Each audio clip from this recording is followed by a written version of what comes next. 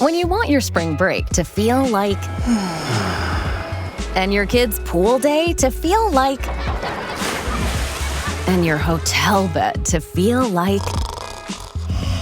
ooh, and room service to feel like... because at Hilton, hospitality feels like... Your cabana's ready. Would you like fresh towels? It matters where you stay. Book now at Hilton.com. Hilton, for the stay. This episode is brought to you by Nespresso. Introducing Virtuo Up, the latest in a long line of innovation from Nespresso. It's innovation you can touch, sense, and taste in every single cup. With a 3-second start, easy open lever, and dedicated brew over ice button, it's even easier to enjoy your coffee your way. Sip for yourself. Shop Virtuo Up exclusively at Nespresso.com. Welcome back to The Case For with Chris Cox, the pretend procedural that is set not in the court of last resort, but rather in the court of the Disney World Resort. This is the podcast where theme park expert Len Testa and mind reader Chris Cox will regularly debate on some of the more trivial aspects of vacationing in Orlando, what makes visiting there a complete joy or an absolute misery. I'm the less than honorable James Robespierre Hill. I'll be presiding over today's proceedings, and after hearing Chris and Len's argument, I will then render my verdict. All verdicts are final, until, of course, they're not, which means we'd love to have you, the listener, also weigh in with your thoughts on these not-so-weighty matters. Your Honor, I can't help but note that the redecorating is continued in these courtrooms. What's in the center here? Is that a wrestling ring? Oh, is that what it is? Your Honor, you don't expect us to grapple you, do you? If he does, I'm going to need some time to stretch, Len. Oh, it's nothing like that, gents. Since we're continuing our discussion of Lightning Lane at the Disney parks today, I thought we might use today's show as a way to pay tribute to the late, great Mills Lane. The boxing referee from Celebrity Deathmatch? Oh, wait, wasn't that done in claymation, or was it clay motion or clay animation? Close enough, and again, you are both right. But among Mr. Mills' many accomplishments in his 80-plus years on this planet, gentlemen, Lane was, for a time, a professional boxer, not to mention a TV personality. But Lane was also a district court judge in Washoe County, Nevada. That's right. Didn't he have one of those court judge TV shows at one point? He did. And that program was called the Judge Mills Lane Show, where his catchphrase was, "Let's get it on." Yeah, pretty sure he stole that from Marvin Gaye. Not very judge-like behavior, if you ask me. Tomato. Okay. On a previous edition of this podcast, you two were going back and forth about the virtues or lack thereof when it came to Lightning Lane at the Disney park. So where are we picking that up today? Well, there was a lot there, and actually, Jeff AZ on the Touring Plan forums really kindly, he sort of picked up some of the major points that we discussed, and I think these are really good, because I sort of forgot we'd mentioned these. I'm like, oh yeah, that was good, we gave some good advice. So some of the big things we realised about lighting lanes. Number one is there is a 119-minute extended grace period, so making use of that makes better use of your lightning lanes. There is a huge trade-off between time on your phone and being able to use 6 to 9 lightning lanes versus 3 to 4 and using less time on your phone. There's the option to let your first lightning lane expire, which does not unlock your tiers, but the option of tapping in on something early on a first lightning lane will unlock your tiers so that you don't end up in tears. You're welcome, everybody. And you can use a lightning lane. Thank you. You can use a lightning lane. This is one of my favorite things. I sort of think of my first lightning lane as a double early entry. So I will lightning lane alongside a early entry, which means you kind of get 2 lightning lane attractions for one, sort of. The funny thing about this show is right before we started recording it, I got a text from one of my daughter Hannah's friends growing up. So a kid the same age as Hannah. And she said, she texted me, and I haven't talked to her in years. And she's like, Hannah said, you know something about how to use Lightning Lane at Disney World? Can you help me? And I was like, tell me how complicated you want your vacation to be, and I will give you some advice. I am that person for friends as well, getting those texts. And I just refer them to you, actually, Len. Thank you, Chris. The point about using Lightning Lane for your first ride is also important because there are some rides that have really long wait times but are unreliable for rope drop opening. So like Rise of the Resistance and Seven Dwarfs Mine Train have a decent failure rate for being open right at rope drop. So not only does the lightning lane save you time in line, it's essentially insurance against you having to wait in the wrong line early in the morning. So I like that as well. Yeah, I remember Lightning Lane not using it for Seven Dwarfs Mine Train and rope dropping it and actually getting on straight away, which was fantastic because then we got off that and went straight onto our first Lightning Lane attraction. And also, I remember the great advice you gave me at Hollywood Studios where you Lightning Lane for, I got a Lightning Lane for Slinky Dog Dash early and then I didn't buy the Rise Lightning Lane for that day. And I think I'll go into that in a bit actually because I've got a story around that. But the great advice you gave me, Len, was as you're walking down Hollywood Boulevard, you can ask the cast members, you go, is Rise working? And if they say yes, to the left you go. If they say no, to the right you go. Right, exactly. Yeah, so it simplifies your planning and it acts as insurance against longer waits in line. So what are some things that we didn't mention on the first show that we need to talk about now? I think pre-booking. One of them, like when to pre-book? Did we talk about that? No, we didn't talk about pre-booking because that's sort of one of the changes in the system from people who might have used it a few years ago is you can now do what the old system did, which they stopped for a bit but have now brought back, is you can pre-book your lightning lanes in advance. Now, off the top of my head, without looking online, I think you get a 7-day window. Len, you'll know the exact ruling on that. Right. 7 days, for on-site guests and 3 days for off-site guests. And is that 7 days, like when you're an on-site guest and you get your window for booking restaurant reservations, you get the first day plus 10 days of your stay. Is that the same or is it 7 days from each day? So if you're trying to book 7 days advance on the Monday, you book on the Monday, on the Tuesday. That's a great question. I don't know. I'd have to look at that. I suspect it's 7 days. Yeah, I think it is from memory. Yeah. I'll let you Google that instantly. And I just suppose Lightning Lane pricing, I think you always have to offset it. There's no easy answer in any of these where you can okay, do I want to save time in line and spend the money on that? Or do I want to, we all have a limited pool of money. You go, do I want to use that pool of money on snacks? Do I want to use it on merchandise? Do I want to use it on transportation, on preferred parking or premier parking? There is no real answer. The answer is what works well for you and your family. But I am always happy to spend money on saving time because the time is the one thing in life we don't get back. We can't get more of and we don't get it back unless it's daylight savings, of course. Exactly. Then we get like 1 hour every year, but then they take it back later on because that's the government for you. There's always a rebate at some point. I was talking to my sister Christina about this topic earlier, and she ran a poll on Instagram asking people if they have cut back on dining in order to pay for Lightning Lane. And fully half that's interesting. of the people who responded, said that they've allocated some dining money to Lightning Lane, which means that a substantial number of people, if a plurality, if not a majority, value saving time more than having good food. So I think for a substantial number of people, the saving time, even if they have to pay for Lightning Lane, is worthwhile. And we see that right with Disney revenue. They're making like $1 billion a year off of Lightning Lane. That tells you that people really, really value their time in the parks. That makes total sense. In fact, I got a little, I was just going through my many Excel spreadsheets of planning my trips. And I looked at what I did on our last trip. And this would be interesting to see how this correlates with your numbers. We find the best place for Lightning Lane is probably Magic Kingdom and Studios. And actually Studios felt like we got the most use and the most value out of our Lightning Lane. So this is exactly what we did. We'd had 2 studio days planned, and we planned that for day 2 of the studios is the day we would buy a single pass for Rise of the Resistance. And day 1, we might do Rise, depending on the line, we might not. And in the morning, Anne-Marie was excited about Star Wars Galaxy's Edge, so we decided on the way there, we're like, okay, we're going to try and rope drop Rise with the plan of going to do Slinky Dog Dash if it was down. But I'd already pre-booked my morning's activities on Lightning Lane. So I had booked a Slinky Dog Dash at 9:45 a.m. Bearing in mind it's a 9 a.m. park opening with an 8:30 early entry that we were using. I'd booked Toy Story Mania for 9:25 a.m.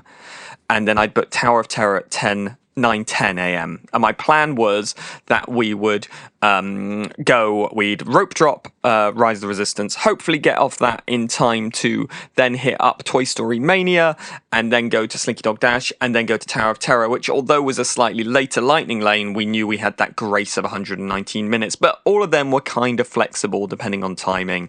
And if our plan was, as soon as we'd got on tapped into our first ride and unlocked the tiers, we would be booking for Mickey Minnie's Runaway Railroad, and then Millennium Falcon Smuggler's Run, and then the rest we kind of would use. So the morning we went in, early entry started a little bit earlier than normal.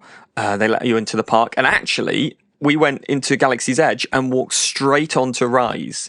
It was up, it was running. We were on maybe the first or second transporter in it. So we got a double whammy of amazing photos in Galaxy's Edge with nobody around, without having to use AI to get rid of people. Plus, by the time we got off Rise, I was actually just going through my text messages to you. It was 9:09. Oh, no, it wasn't. No. It was different. In fact, let me look at this exact timing on it and work out when I got off Rise. Yeah, it was still early entry when we got off Rise. So what did you do after Rise? So we got off Rise, still in early entry, couldn't believe our luck, best morning possible. We then walked through, and suddenly, like, the stress of the day is a little bit gone, because I'm like, well, we've done that. We've had a lovely time. Well, Amory had a lovely time. Aurora, who was 5 at the time, was terrified. Was like, I enjoyed it, but I don't want to go on that again. You know, you've got a 50% success rate with your kids. That's good. Yeah. That gets you in the Hall of Fame in any sport. Yeah. Okay. So then we walked through Galaxy's Edge and get some wonderful photos. Amory was dressed up as Little Ray, and we got all these nice photos, and headed around to Toy Story Land. And then we hit up Alien Swirling Saucers without needing a lightning lane for it, because it was still early entry time and it's fine. And we just let the clock tick down till we could get onto Toy Story Midway Mania, which was our first option at that point, knowing we still had Tower of Terror to do. So we hit Toy Story Midway Mania at 9:25. We got off that, which meant we got on Slinky Dog Dash at 9:45. We then had already booked in the Toy Story Midway Mania ride. I booked a Mickey and Minnie's Runaway Railroad, which I think I got like an 11 a.m. return time. Oh, early in the day. Look at that. Yeah. Early in the day, I got really lucky on that. I got an Alien Swirling Saucers for about 1 p.m.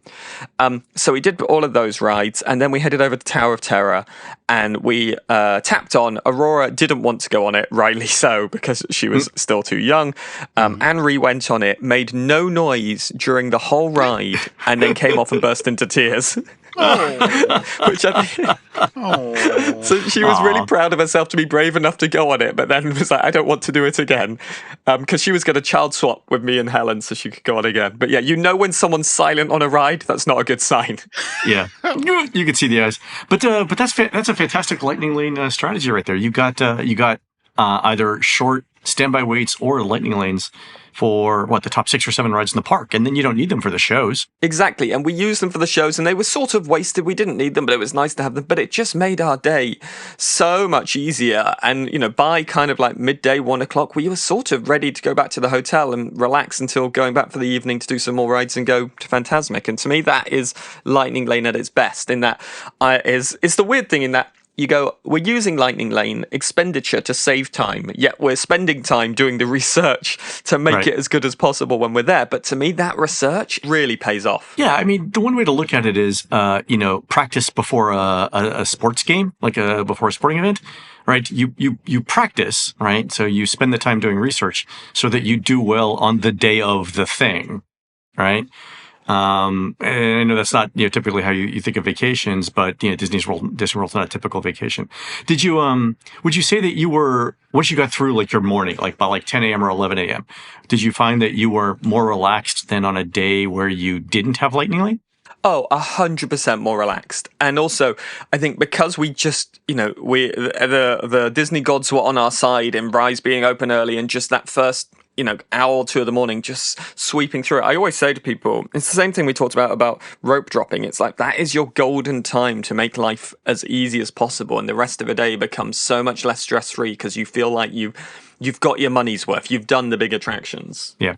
I think your day at Hollywood Studios could not have gone better. Did you happen to try it over at Magic Kingdom? We did. Because the Magic Kingdom is the one park where it's got the most attractions under under the Lightning Lane program, which makes the decision making more complicated, right? Yeah, much more time spent in line working out what we were going to do next, much more time refreshing and trying to move things throughout the day, and also much more walking back and forth between rides to hit the Lightning Lane times. And also, like in Magic Kingdom, being aware of the weather, thinking about, what's going to stop working if the weather changes, and is that going to affect my Lightning Lane time? I feel like no matter what version of it you do at Magic Kingdom, there's always going to be a stress. What's your go-to there? So my go-to strategy for Magic Kingdom, I would probably buy the Lightning Lane single pass for Seven Dwarfs Mine Train because it greatly simplifies your morning planning, right? So if you get that, right, then you can go to Peter Pan first thing in the morning, which eliminates one of the Group 1 or Tier 1 Lightning Lane choices that you make. And so you could do that and say It's a Small World, which has a surprisingly long standby wait sometimes. Yeah, it really does. But if you do those two attractions, you can be on and off before official park opening. And for that, then I would hit Adventureland first thing, because Jungle Cruise is actually the best possible Tier 1 Lightning Lane that you could get. Peter Pan is number 2. But Adventureland isn't open for early entry. So going back to the thing that Jeff AZ said, if you think about the Lightning Lane choices as bonus early entry time, this would essentially give you 3 early entry times. You'd have your Lightning Lane for Seven Dwarfs Mine Train, which gets you the short wait. You'd actually use early entry for Peter Pan and Small World. And then you would rope drop Adventureland when it opens, when there's no one in line ahead of you, at Jungle Cruise. And at that point, you've hit 3 very big attractions plus Small World in the first 45 minutes the park is open. And that's the way to do Magic Kingdom, I would think. The interesting thing is that strategy isn't like my idea. We've run this exact simulation through our touring plan optimization software thousands of times, and it consistently says Jungle Cruise. If you're doing a full day touring plan in the Magic Kingdom and you're willing to buy the Seven Dwarfs Mine Train Lightning Lane, then Peter Pan is your best first choice. Jungle Cruise is your rope drop official park opening best choice. It says that over and over again. So Lightning Lane simplifies your morning. We followed this plan pretty much using Jungle Cruise at that kind of rope drop time. Here's my one little flag in that plan is you sort of forget how long It's a Small World is as a ride. Yeah. And sometimes the boat's back up and it takes forever to get off and you're just watching time tick away. And we, on the second time we went, we forgoed probably, A Small World and went on the carousel quickly because the girls enjoy that. And also it was really fun because the stepsisters from Cinderella were on the carousel with everyone at that point. So it was really great fun. And then we went from there and we hit up Jungle Cruise. I would trade that. Yeah, it's a great trade. And yeah, then that's fantastic. Came back to, we always like to save Small World. Like, I think, always believe the computer science, but I always go, Small World, I'm like, okay, I've been stuck before by being stuck in the very long ride watching my golden time tick away. And I love a little Small World afternoon, little sit down, 15 minutes in air conditioning. I'll save it for then. Yeah, that's fair. Those are all good points. Get in the game with the college-branded Venmo debit card. Wrap your team with every tap and earn up to 5% cash back with Venmo Stash, a new rewards program from Venmo. No monthly fee, no minimum balance, just school pride and spending power. Get in the game and sign up for the Venmo debit card at venmo.com/collegecard. The Venmo MasterCard is issued by the Bancorp Bank N.A. Select schools available. Venmo Stash terms and exclusions apply at venmo.me/stash terms. Max $100 cash back per month.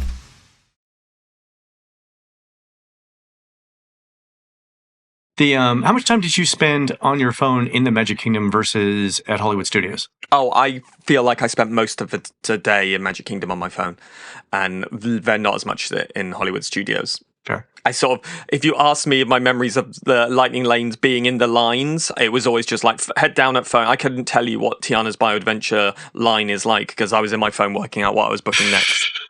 There's that too, yeah.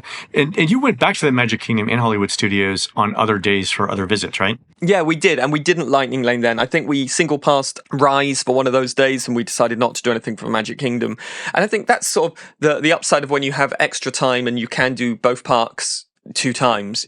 Day 1, or you book your lightning lanes, you get as much done as you can. And then day 2, you can open your eyes, you can walk around slowly, you can take your pick based on what the lines are like, what the day's like, what you're feeling. I think it kind of really opens up your opportunities and makes that second day much more relaxing. Yeah, this is interesting because one of the things that we tell people, we've done this since the early days of the unofficial guide, is if you're going to spend multiple days in a theme park and you're willing to rope drop both days, the need to use ride reservation systems becomes less because you've got those early entry periods where you can take advantage of the headliner rides.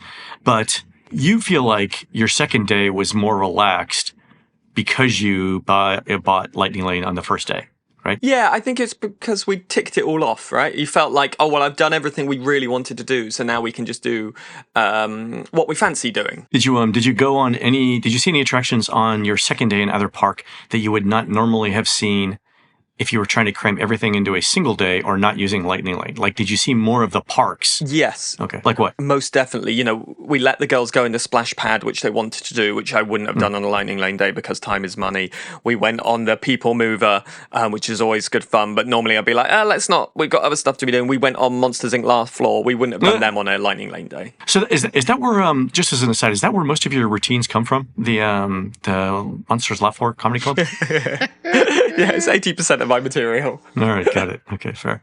Yeah, I mean, I think that's it then. I think, there are some downsides to using Lightning, mostly the cost and being on the phone. But if you value your time more than, say, sit-down restaurants or a second day in the park, I think it's there. I mean, I told you guys, I think I said this on the first show, but when Hannah and I went to Disneyland over Thanksgiving, I bought the Premier Pass because I knew our time was limited and I wanted to make the most of it. And, it was $450 a person. And I don't regret doing it. Would I feel differently if I had to do that for 4 days at Walt Disney World for a family of 4? Yeah, probably. But for my specific case, the value proposition made sense. So yeah, I think if you know how to use it, right, it makes sense. I think that's exactly right, Len. It's that thing of going, if you're going to put the money into doing it, you need to put the time into planning it in advance so that money is spent well, rather than you're throwing the money at it and going and then not getting the best use of that system because you haven't put the time into researching it. And it is, the expense of it is, it quickly adds up when it's a family of 4 and you're doing all 4 parks. And in hindsight, I go like, we probably could have done without it on the day we went to Animal Kingdom. I think that could have been a day we saved the money. Possibly even at Epcot, with 2 days at Epcot, we could have probably done without it. And I think in the future I might save that money and use it elsewhere. But you never really know, and you can't tell, and you kind of just want it to be the best it can be. You stirred a memory of when we visited the parks just post-pandemic, so I think it must have been 2022 maybe, and it was the first kind of introduction of Lightning Lanes as a paid-for thing, and there was what in hindsight turns out to be a deal of the century, maybe even the deal of the millennium, where for our 14-day trip Disney was selling us Lightning Lane for every single day for £99 per person,